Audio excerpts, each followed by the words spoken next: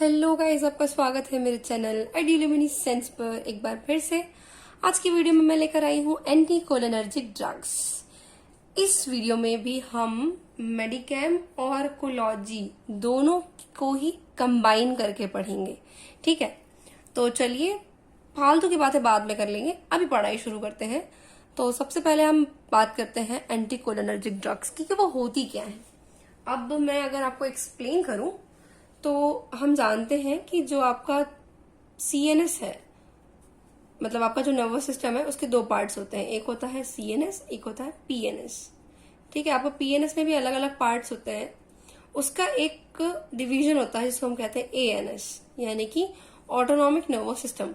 इस autonomic nervous system के दो पार्ट्स होते हैं, पैरासिम्पैथेटिक नर्वस सिस्टम, एक sympathetic nervous system. Sympathetic nervous system से हमें कोई मतलब नहीं है। यहाँ पर हम बात करेंगे पैरासिम्पैथेटिक नर्वस सिस्टम की। पैरासिम्पैथेटिक नर्वस सिस्टम जो होता है, उसका मेजर या प्रिंसिपल न्यूरोट्रांसमीटर होता है कौन? एसिटाइल कोलिन, ठीक है। क्योंकि ये कोलिन का सिस्टम है, एसिटाइल कोलिन का, तो इसलिए हम इसको कहते हैं कोलिनर्जिक सिस्टम, ठीक है। तो वो ड्रग्स जो इस एसिटाइल कोलिन जैसा काम करे, सिमिलर, तो उन ड्रग्स को हम कहेंगे कोलिनर्जिक ड्रग्स, जिन पर आज हम बात बिल्कुल नहीं करने वाले हैं। हम उन पर बात करेंगे जो इसके एक्शन को अपोज करती हों। वो ड्रग्स जो एसिटाइल कोलिन के एक्शन को ब्लॉक करती हों, उनकी हम बात करेंगे। वही ड्रग्स कहलाती है एंटी कोलिनर्जिक ड्रग्स। इनको हम एंटी कोलिनर्जिक से अलावा क्या क्या बोल सकते हैं? क्योंकि ये एसिटाइल कोलिन के जो एक्शंस है उनको अपोज कर रही हैं, तो इनको हम कह सकते हैं कोलिनोलाइटिक ड्रग्स, या हम कह सकते हैं पैरासिम्पैथोलाइटिक ड्रग्स, ठीक है। तो तीनों ही टर्म्स एक ही बात कर रहे हैं, कुछ भी अलग नहीं है इनमें, ठीक। तो क्या कह सकते हैं हम? Drugs those block actions of acetyl choline on autonomic effectors and in the CNS exerted through muscarinic receptor. अब यहाँ पे एक बात गौर करने लायक है, वो क्या कि अब हमने बोला कि एसिटाइल कोलिन के एक्शंस को ब्लॉक करना। भैया, एसिटाइल कोलिन के तो दो रिसेप्टर्स होते हैं, एक होता है मस्कैरेनिक यानी एम रिसेप्टर्स, एक होता है निकोटिनिक यानी कि एन रिसेप्टर्स। तो एंटीकोलिनर्जिक, देखो कायदे में तो ऐसे ही होना चाहिए कि एंटीकोलिनर्जिक मतलब जो दोनों के ही एक्शन को ब्लॉक करे, बट ऐसा नहीं होता है ना। जो मस्कैरेनिक ब्लॉकर्स होते हैं उन्हीं को मेनली हम एंटीकोलिनर्जिक ड्रग्स के नाम से बुलाते हैं। बाकी जो दूसरी क्लास है एन वाली, उनको हम गैंग्लियोनिक ब्लॉकर्स, और अलग अलग नाम है उनके, उनका अलग ही इस्तेमाल है। तो आपको जब भी लिखने को या पूछा जाए आपको एंटीकोलिनर्जिक ड्रग्स, तो आपको समझ जाना है कि मेनली वो किसको अपोज करेगी या किसके एक्शन को ब्लॉक करेगी? मस्कैरेनिक रिसेप्टर के, ठीक है।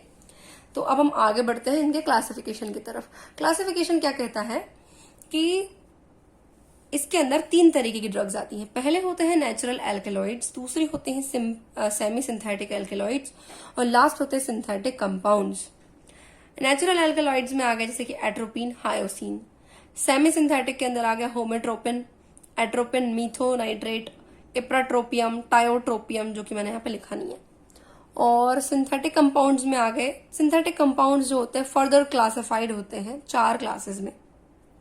पहली क्लास होती है माइड्रियाटिक्स, जो आपकी आंख में माइड्रियाटिक्स का काम करते हैं। क्या होता है, कैसे होता है, वो बाद में बताऊंगी, अभी शॉर्ट में। माइड्रियाटिक्स का काम कर रहे हैं कौन कौन? आपका पहला साइक्लोपेंटोलेट और दूसरा है ट्रोपिकामाइड। फर्स्ट के बाद सेकंड आता है एंटी सीक्रेटरी, या कह लीजिए एंटी स्पाज्मोडिक्स, ठीक है। ये क्या है? ये सिक्रीशन रिड्यूस कर रहे हैं और स्पाज्म रिड्यूस कर रहे हैं, ठीक है। जैसे कि प्रोपेंथिलीन, क्लिनीडियम, या फिर हम कह सकते हैं डायसाइक्लोमीन। और थर्ड जो आ गया वो है वेसिकोसिलेक्टिव, यानी कि ये यूरिनरी ब्लैडर पे काम करेगा, जैसे कि ऑक्सीब्यूटाइनिन और टोल्टरोडीन। और लास्ट होती हैं आपकी anti parkinsonian drugs. Anti parkinsonian drugs में आ जाती है आपकी ट्राइहेक्सिलफेनिडीन और बाइपेरिडीन, ठीक है। तो ये हो गया क्लासिफिकेशन। अब हम बात कर लेते हैं इसके एसएआर। तो स्ट्रक्चरल एक्टिविटी रिलेशनशिप के अंदर हम पहले समझेंगे एक जनरल स्ट्रक्चर को हम ले लेते हैं। इस जनरल स्ट्रक्चर में अगर आप गौर से देखिएगा तो कितने पार्ट्स हैं। एक ये अमाइन है, ठीक है। अब ये टर्शरी भी हो सकता है, प्राइमरी, सेकेंडरी या क्वार्टरनरी हो सकता है। ये एक अल्काइल ब्रिज है, ये एक्स के अंदर कोई एक स्पेसिफिक अलग सा ही कंपाउंड है। R1, R2, R3, यहाँ पर रिंग्स हो सकती है, कुछ भी सब्स्टिट्यूशन हो सकता है। आप देखते हैं कैसी होती हैं ये ड्रग्स। सबसे पहले R1 और R2, R1 और R2 पर आमतौर पर कोई कार्बोसाइक्लिक या हेट्रोसाइक्लिक रिंग्स होती हैं। पॉसिबिलिटीज है कि ये दोनों रिंग सेम हो, ऐसा भी हो सकता है कि दोनों ही रिंग डिफरेंट हो। अगर सेम होगी तो एक्टिविटी थोड़ी कम होगी, लेकिन डिफरेंट होगी तो एक्टिविटी ज्यादा होगी। अगर R3 की हम बात करें तो यहाँ पर हो सकता है OH यानी कि हाइड्रोक्सिल, ये हाइड्रोक्सी मिथाइल, ठीक है। इसके अलावा कार्बोक्सामाइड ग्रुप हो सकता है, ठीक है। अब क्या है, अब इसके बाद है आपके पास में कि इतने सारे हो तो सकते हैं पर ज्यादा पोटेंट कौन है, तो वो स्ट्रक्चर जिनमें हाइड्रोक्सिल या हाइड्रोक्सी मिथाइल ग्रुप होगा वो ज्यादा पोटेंट होंगे, ठीक है। इसके बाद आता है आपके पास क्या, एक्स, ये वाला एक्स वाला जो पोर्शन उसमें एस्टर हो सकता है, ऑक्सीजन हो सकता है, या ये कंप्लीटली एब्सेंट भी हो सकता है। इसकी अवेलेबिलिटी होना जरूरी नहीं है। अगर ये कंप्लीटली एब्सेंट है, यहाँ पर सिर्फ मिथाइल ब्रिज है या अल्काइल ब्रिज है तो भी काम आपका चल जाएगा। फिर बात करूं अगर मैं N यानी कि इस नाइट्रोजन की, तो नाइट्रोजन में ये मैंने कहा कि टर्शरी आमतौर पे होता है, ठीक, ये आमतौर पर टर्शरी होता है, पर सबसे ज्यादा इफेक्टिव होते हैं क्वार्टरनरी अमोनियम सॉल्ट्स, ठीक है। और लास्ट क्या, ये अल्काइल चेन, तो ये अल्काइल चेन कितनी लंबी होनी चाहिए, तो ये अल्काइल चेन हो सकती है 2 से 4 कार्बन लंबी, यानी यहाँ पर N की वैल्यू 2 से 2, 3, 4 ऐसे हो सकती है, बट सबसे ज्यादा पोटेंट होता है जब 2 कार्बन की चेन यहाँ पर हो, ठीक। तो ये क्या हो गया आपका, SAR हो गया, एंटीकोलिनर्जिक ड्रग्स। नेक्स्ट बात करेंगे वन बाय वन ड्रग्स की। तो सबसे पहले आते हैं आपके नेचुरल एल्कलॉइड्स। नेचुरल एल्कलॉइड्स में आ जाता है कौन सा, एट्रोपिन या हायोसिन। तो ये एट्रोपिन हायोसिन मिलते कहाँ से हैं हमको, क्योंकि नेचुरल है तो प्लांट से मिलेंगे। तो एट्रोपा बेलेडोना, हायोसिमस नाइगर, धतूरा स्ट्रामोनियम, ये कुछ ऐसे प्लांट्स हैं जिनसे हमको नेचुरल एल्कलॉइड्स मिलते हैं जो कि एंटीकोलिनर्जिक इफेक्ट देते हैं, ठीक है। और ये काफी टाइम से यूज किए जा रहे हैं, इस अप्रोच को लगाने के लिए काफी टाइम से यूज हो रहे हैं। ये आपका एट्रोपिन का स्ट्रक्चर है और ये स्कोपोलामाइन हायोसिन का स्ट्रक्चर है। दोनों ही स्ट्रक्चर्स ऑलमोस्ट सेम है अगर आप गौर से देखेंगे तो।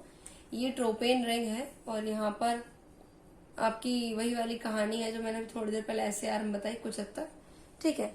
उसके अलावा ये वाला जो हिस्सा आपको दिख रहा है ये दोनों एक ही है ना, ये थोड़ा सा अलग अलग अरेंजमेंट्स में लिखा गया है। अब जैसे ये जो एट्रोपिन का स्ट्रक्चर उसके अंदर इस तरीके से O आ जाए, ऑक्सीजन की रिंग बन जाए 3 मेंबर, तो बन जाएगा आपका हायोसिन, ठीक है। अगर बात करें हम फार्माकोलॉजिकल एक्शंस की, तो वैगल टोन स्टिमुलेटेड रहेगी, जो रेस्पिरेटरी सिस्टम है ब्रेन के अंदर उसको भी स्टिमुलेशन मिलेगा, वैसोमोटर कंट्रोल सिस्टम जो है उसको भी स्टिमुलेशन मिलेगा। एंटी मोशन सिकनेस इफेक्ट होता है इनका, तो इसलिए क्या होगा, आप इनको मोशन सिकनेस में दे सकते हो।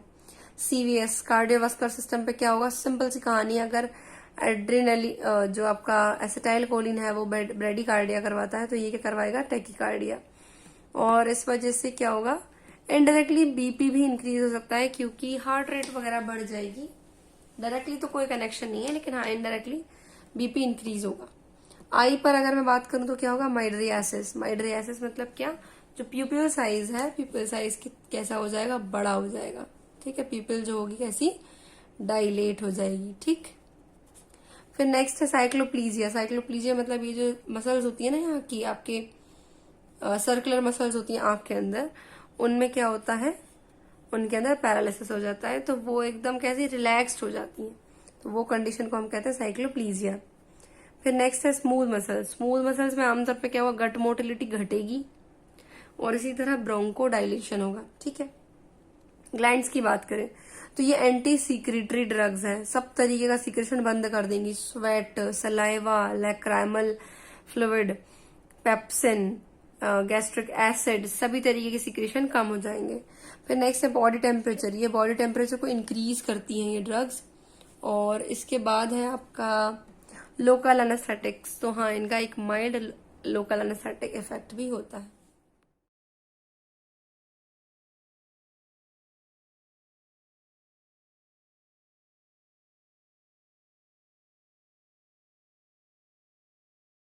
इस स्ट्रक्चर्स के बाद में जो आखिरी चीज हमें समझनी है वो है ये सब, है ना। सबसे पहले हम जानते हैं यूजेस, कि ये जो एंटीकोलिनर्जिक ड्रग्स हैं हम इनको कहाँ इस्तेमाल कर सकते हैं। तो हम इनको यूज कर सकते हैं एज प्री एनेस्थेटिक मेडिकेशन। अगर आपको मेरे जनरल एनेस्थीसिया वाला जो वीडियो था वो अगर आपने देखा होगा तो उसमें आपने स्टेजेस पढ़ी होगी। एनेस्थीसिया के कुछ स्टेजेस होती हैं, तो उनमें एक होती है सेकंड स्टेज, जिसको कहते हैं स्टेज ऑफ डेलीरियम। उसमें कुछ प्रॉब्लम्स होती है, पेशेंट को वॉमिटिंग टाइप लग सकता है, एकदम से ओवर एक्साइटमेंट हो सकता है। तो उस स्टेप को, उस स्टेज को क्या करने के लिए, हटाने के लिए, कम करने के लिए उसके इफेक्ट को हमें प्री एनेस्थेटिक मेडिकेशंस देनी पड़ती है। तो उन्हीं में से एक हम देते हैं एट्रोपिन। नेक्स्ट है एंटी स्पाज्मोडिक। अगर स्पाज्म को कम करना है तो हम दे सकते हैं, गट के लिए एट्रोपिन इस्तेमाल होगा। और ब्लैडर, अगर मान लीजिए किसी का ओवर एक्टिव ब्लैडर है, बार बार यूरिनेशन हो रहा है, तो उस वक्त हम ऑक्सीबिटाइनिन और टॉल्टेरोडिन दे सकते हैं। ब्रोंकियल अस्थमा, ब्रोंकियल अस्थमा जो होगा उसमें क्या है कि ब्रोंक्यूल्स जो है वो कॉन्स्ट्रिक्ट हो गए हैं। तो क्योंकि हमें पता है एट्रोपिन का काम क्या होता है, ब्रोंक्यूल्स को डायलेट करना, तो हम क्या करेंगे, उसके जैसे ड्रग्स देंगे जैसे कि इप्राट्रोपियम और टायोट्रोपियम। नेक्स्ट है माइड्रियाटिक और साइक्लोप्लिजिक के लिए। तो माइड्रियाटिक यानी जब आपको वही पीपल साइज को करना हो, डायलेट करना हो पीपल को, तो आप इस्तेमाल कर सकते हो। इसका इस्तेमाल दो तरीके से होता है, डायग्नोसिस में भी हो सकता है और ट्रीटमेंट में भी हो सकता है, ठीक है। तो ट्रोपिकामाइड और साइक्लोपेंटोलेट इस्तेमाल होते हैं एंटी पार्किंसोनियन ड्रग की तरह। एंटी पार्किंसोनियन ड्रग क्यों? क्योंकि पार्किंसंस डिजीज वाली वीडियो अगर आपने देखी होगी तो उसमें आपको शायद पता चला होगा कि डोपामिन का लेवल कम हो जाता है और कंपैरेटिवली एसिटाइलकोलिन का लेवल बढ़ जाता है। तो अब हमको एसिटाइलकोलिन जो बढ़ा हुआ है उसको ब्लॉक करना होता है, तो हम ये वाली ड्रग इस्तेमाल करते हैं जैसे कि ट्राइहेक्सिलफेनिडीन, ठीक है। लास्ट है मोशन सिकनेस। तो मोशन सिकनेस के लिए सभी जानते हैं कि सबसे ज्यादा अच्छी मेडिसिन है हायोसिन, ठीक है। इसी को हम स्कोपोलामाइन भी कहते हैं। नेक्स्ट है साइड इफेक्ट एंड टॉक्सिसिटी। तो भाई इसके क्या साइड इफेक्ट्स हो सकते हैं? सबसे पहले ये साइड इफेक्ट्स कैसे समझ में आते हैं, जैसे अगर आपको एक्शन पता है तो आप खुद से साइड इफेक्ट समझ सकते हैं। क्योंकि एट्रोपिन का नेचर कैसा है, एंटी सिक्रेटरी है, स्वेट, सलाइवा, सब सिक्रेशन कम हो जाता है, इसलिए ड्राई माउथ, है ना, स्वेट सिक्रेशन कम हो जाता है, ठीक है। और अब क्योंकि ड्राई माउथ है तो अपन आराम से स्वेलो कर पाएंगे क्या? कुछ भी नहीं, बिल्कुल भी नहीं। तो डिफिकल्टी इन स्वेलोइंग। अब क्योंकि स्वेट कम हो रहा है इसलिए हॉट एंड ड्राई स्किन हो रही है। अब क्योंकि यहाँ पर क्या था, ये माइड्रियाटिक्स में इस्तेमाल हो रहा है, तो ये डायलेटेड पिपिल रहेगी। अब डायलेटेड पिपिल की वजह से क्या होगा, एकदम से लाइट जब आंख में जाएगी तो अजीब सा लगेगा ना, आंखें बंद होगी ना, तो उसको क्या कह रहे हैं, फोटोफोबिया, ठीक है। अब क्योंकि आंखें तो डायलेट है, मतलब प्यूपिल तो डायलेटेड ही है, और क्या हो रहा है, हमें पास का देखना है। अब हम जानते हैं कि जब पास का देखना होता है तो फोकस के लिए प्यूपिल साइज छोटा होता है, ठीक है। लेकिन नहीं, आपकी आंखों पर तो किसका इफेक्ट है, भी एट्रोपिन का, तो वो डायलेटेड ही रहेगी, तो क्या होगा, पास की चीज आपको क्लियरली नहीं दिखेगी, तो ब्लरिंग ऑफ नियर विजन। फिर नेक्स्ट है हाइपोटेंशन, हेलुसिनेशंस भी हो सकते हैं, अटैक्सिया मतलब लॉस ऑफ कोऑर्डिनेशन भी हो सकता है। लास्ट है इंटरेक्शंस, भाई किस ड्रग के साथ अगर एट्रोपिन दे तो आपको प्रॉब्लम होगी, किससे पोटेंशिएशन होगा, ये सब। एट्रोपिन को अगर बहुत सारी ड्रग ऐसी हैं जिनके साथ अगर आप दोगे तो क्या होगा, उन ड्रग्स का एब्जॉर्प्शन कम हो जाएगा, क्योंकि ये इंटरफियर करता है ज्यादातर ड्रग के एब्जॉर्प्शन को। फिर एट्रोपिन के साथ आप डायजॉक्सिन दोगे तो क्या होगा, डायजॉक्सिन का एब्जॉर्प्शन बढ़ेगा।